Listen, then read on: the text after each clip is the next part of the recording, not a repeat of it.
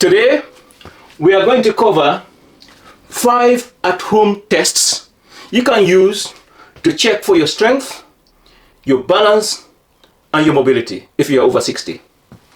These are not medical tests, they are not diagnosis, but they are absolutely crucial in testing whether you've got enough strength, both upper and lower, as well as your balance, as well as your mobility, your flexibility. If you're over 60 and you can do these 5 tests and get a very high score, then you're absolutely fit. So there are rules of the test. They are at-home tests. When you do them, you have to be candid with yourself, no cheating. So let's go through them. The first test is the chair stand-up. I will demonstrate this on the video, as you can see right now. That's just me demonstrating it. You need to be able to put your arms on your chest and stand up from a straight chair, straight back, no wobbling at all. You need to do this within 30 seconds. So you sit down and you stand up again. Now that's quite important that there are no hands, no bouncing off the chair to gain momentum. So don't use momentum to get up. Just your arms on your chest, sit down with a hip hinge, with a straight back, and then stand up again. And do this very smoothly, not bouncing off the chair, and do that for 30 seconds. And no hands, no bouncing, no stooping forward, no bending, no grunting, no wobbles as you get up, no swaying, just very smooth, sit down and then start up again. And if you can count how many you do within 30 seconds and give yourself the score. Okay, so count how many you can do within 30 seconds. If you can do, let's say 10 up to 30 seconds, then that becomes your maximum, right? And then see how many you can do. If you can do anything over that, give yourself points. So the key thing here is not necessarily the points, because it's quite difficult to monitor the scoring system here in terms of how many points you get. But what's important is you yourself will know whether you are doing this very smoothly or not. Quite frankly, whether you just did 5, as long as they are smooth, in good form, and you did not flout any of these things, and you do not use your hands, and make sure it's not an armchair, it's a chair with a straight back that has no armrest at all, and you get up with your hands on your chest.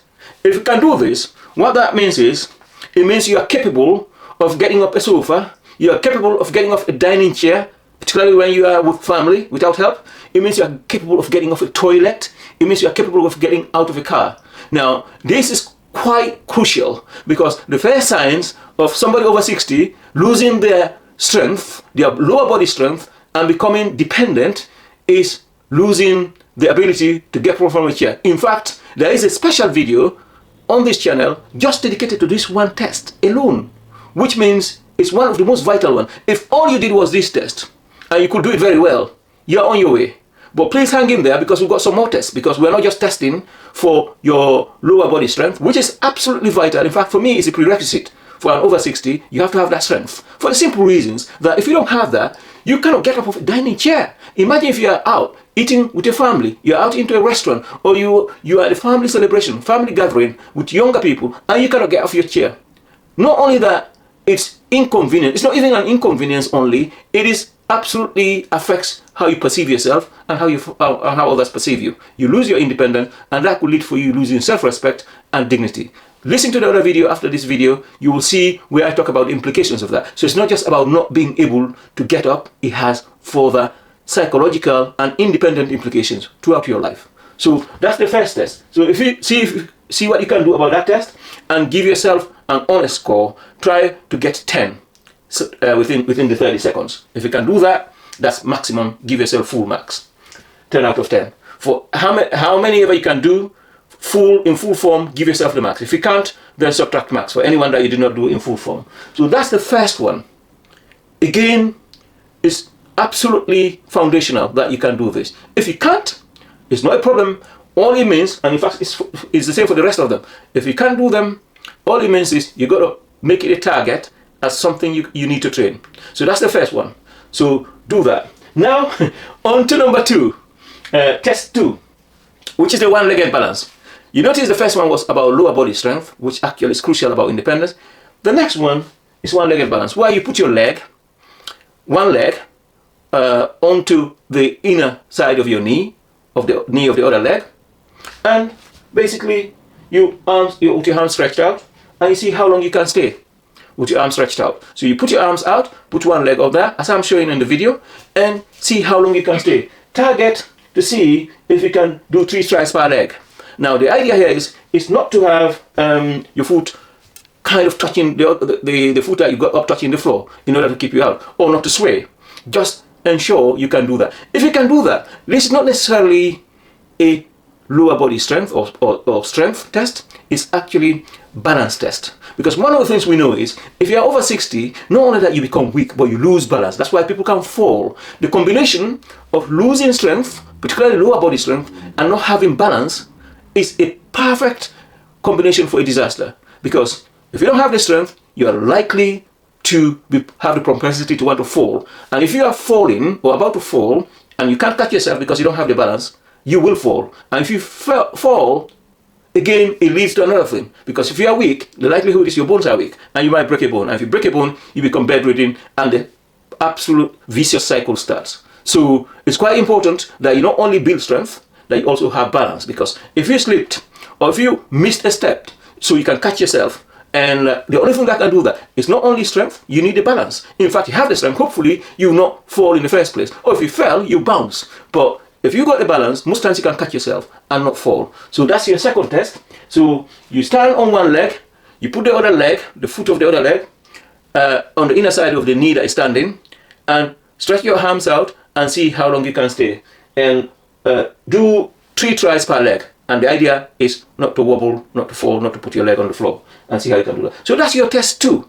Another very simple at-home test that you are doing. Now, how are you doing? Again, as I'm saying this, do them. Pause the video and do them. We've already done the stand up from chair test with a straight back. So hopefully you've paused the video and done that. And then now you got this one. Do it. If you are not at a place where you can do all these tests, that's fine. Go through the video. Don't pause. And when you get home, or in a safe place, this must be in a safe environment, ideally at home. That's why it's called at home test. Do it.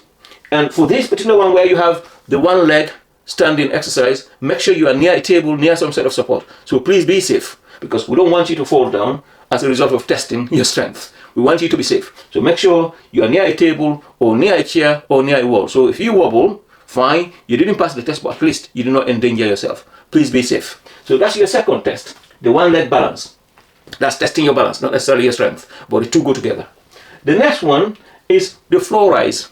Now this one is quite difficult. Now the way to do this is you sit down on the floor, again as I'm showing, you sit down on the floor with your legs crossed.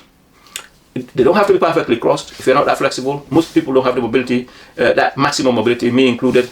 But if you've got some level of mobility, sit down on the floor, and flat floor, stable floor, and try to get up from the floor up. Now, the absolute elite version of this is you cannot use any hands. Now, not many people, in fact, I have not found any recently who is over 60. In fact, most people under 30 cannot do this to get up from the floor. So don't try to do that unless if you're absolutely flexible and you can do it to get up from the floor without using your hands. Now, but try and use minimum amount of support. So 10 points, 10 out of 10 is to get up from the floor without using your hands. I cannot do that, but I can get 9 points. 9 points is to get up from the floor from your feet cross position by just using one hand and not using 2 hands. If you can just use one hand and get up and not using your knees, not using 2 hands, then you've got a very good score. You're about 9 out of 10. So I can score 9 out of 10. If you can use 2 hands, that's fine. That's 8 out of 10. If you happen to use your 2 hands and then use your knees, then you have to deduct 3 points. So 1 point for every body part that you use for your support. I can get up by just using, in fact, just my fingers, my hand, one of my hands, and I can just get up from the floor. Again, you need to use that. Please be safe as well. Make sure if you cannot do it, do not force it. Again, that's your third step, which is the floor rise test. Now, it's quite important that you realize this is a combination of lower body strength as well as balance. So you can see how we're building this.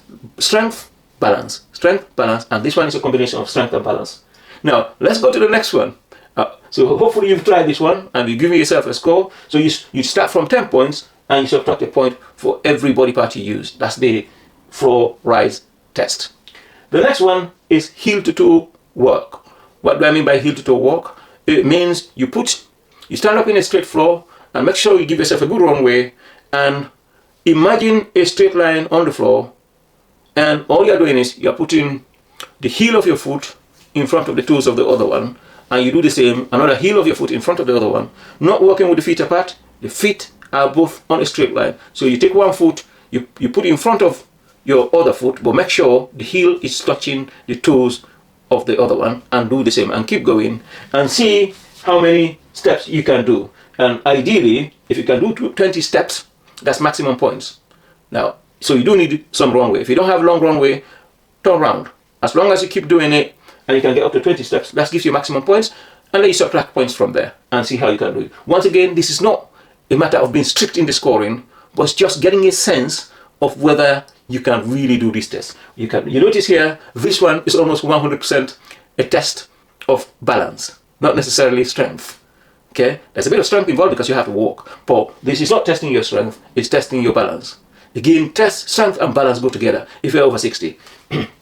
So hopefully you've paused the video and you've done that test. Once again, if you're not at a point where you can do it and you want to do it later, just ensure you do it and bring the whole test together. Now, we are at test 4, okay? So now, let's try test 5. Test 5 is very well known.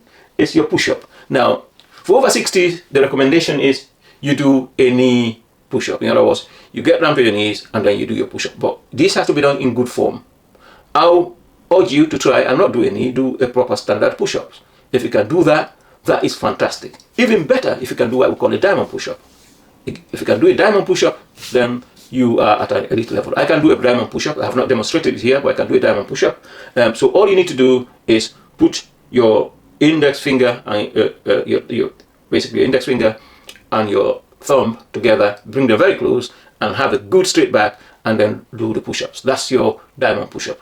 I'm not suggesting you do that because you may not have the upper body strength. Your standard position for this test is knee push-ups. You go down to your knee and then you do your push-up in good form. If you can do that, depending on how many push-ups you do, you can within 30 seconds, you can then give yourself a score. If you can move to a full push-up without having to do any push-up, then that's even better. Or even if you are elite level, if you can do the diamond push-up, that's even excellent. So these are the tests. They are absolutely critical because even though I say they are not medical tests, they do test your strength and balance. Now, if you can perform these tests and get reasonably good score, congratulations, because that means you are in fit condition, particularly if you are over 60. Now, I challenge you to find many people who can do this. Not many people can do this. Even, as I said before, just test 1. If you can do test 1 in good form, you have to give yourself a pat on the back, because that in itself is very good. But it's absolutely crucial that you go to the others, because the first one tests mostly your lower body strength, but it's crucial for daily functional movements, as I mentioned before. But try and do the leg exercise, because as I mentioned, one leg exercise, balance exercise, because if you can do that, it suggests that not only that you've got lower body strength, if you can do the first one, it also means you've got a balance. Now, just a combination of test 1 and test 2 by themselves, if you can do them in perfect form, do them correctly, it means you've got the lower body strength and you've got the balance. Now, of course, if you can then add the floor exercise, it suggests that you've got absolute mobility, absolute balance, and then, of course, if you can do the heel exercise, then you've got the perfect balance. And for upper body strength, the push-up I've just described. These tests are so indicative of how strong, how balanced, how flexible you are if you're over 60, that I urge you not to just listen to this video and say very interesting and put away. Try the tests, and if you cannot pass it, don't worry, but just identify the areas where you're weak and then do exercises to strengthen that path. You will not regret it. What I suggest you do is go down to the comment section in this video and leave me comments about your score. Leave me your score, or leave me commentary of how well you've done, and more importantly, leave me suggestions as to which one to go into in detail. I already mentioned that I did one on the chair stand-up exercise. There is a video, so after this please go and listen to that one. But I also suggest that after going through this, see which one you want me to do, and I'll do a full-blown video, at least over 10 to 15 to 20 minutes about it, showing the good form on how to do it, so that you can focus your attention. Whoever comments on there and suggests for me to do the video, I'll be doing a full form video. So please do not hold back, go in there, make your comments. Now let's go.